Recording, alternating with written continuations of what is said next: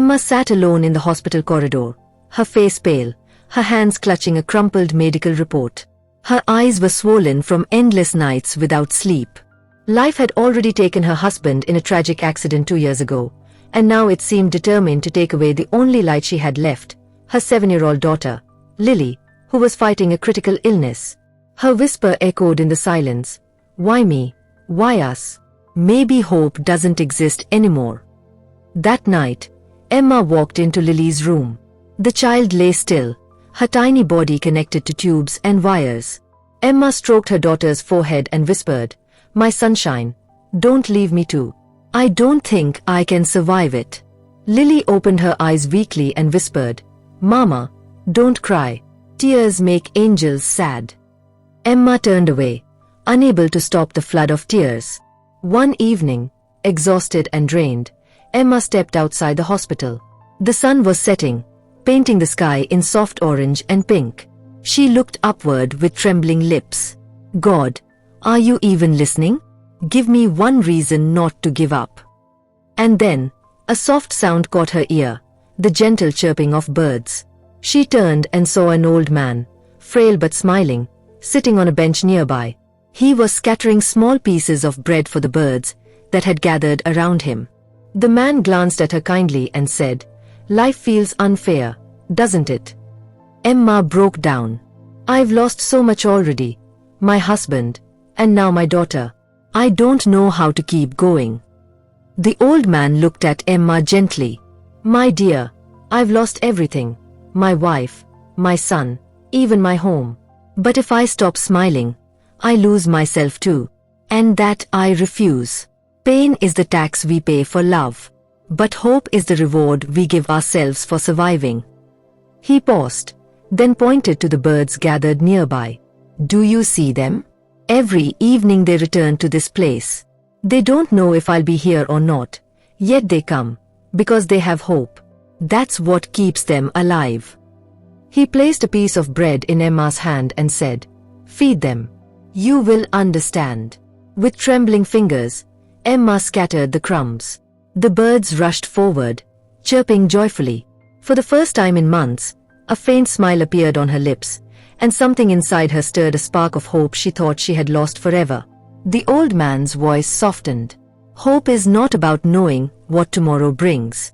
It's about believing tomorrow can be better, even if today feels impossible." Emma felt something stir deep inside her, something she thought had died long ago. That night, she sat by Lily's bed, held her tiny hand, and whispered, "We're going to fight this together." Days blurred into nights. Emma read stories to Lily, and tried to hide her tears behind her smiles. At dawn, she would look at herself in the mirror and whisper, "Pain may break my body, but it will not break my spirit." But one night, alarms went off in Lily's room. Nurses rushed in. Emma stood frozen, whispering through her tears, "Please, not her too. Please take my life, but not hers." Hours later, the doctor came out. "She's stable for now." Emma sunk to her knees in relief, repeating the old man's words in her heart. Hope is not about today. It's about tomorrow. The next morning, she returned to the bench outside. The old man was gone, but there was a folded piece of paper resting where he usually sat. Emma picked it up and unfolded it with trembling hands. The words read, "The darkest night is proof that dawn still exists." She pressed the note against her chest. "Thank you, whoever you are." Weeks later, Lily began responding well to treatment. Color returned to her cheeks, and her eyes sparkled with life once again. She started to smile, even giggling softly when Emma made funny faces. She held her teddy bear a little tighter, sat up more easily, and began asking questions about the outside world. One morning, she whispered weakly, "Mama, can we go feed the birds together?" Emma hugged her tightly, tears streaming down her face, overwhelmed with relief and joy. Soon after, the doctor entered with a warm smile. "Lily's condition has improved greatly. She's strong enough to continue recovery at home. She's out of danger." Emma broke down completely, hugging herself. "Thank you, God. I knew hope couldn't die." Months later, Emma walked with Lily in the park. Birds fluttered around as Lily laughed, scattering crumbs with joy. In the distance, Emma thought she saw the old man again, smiling at her.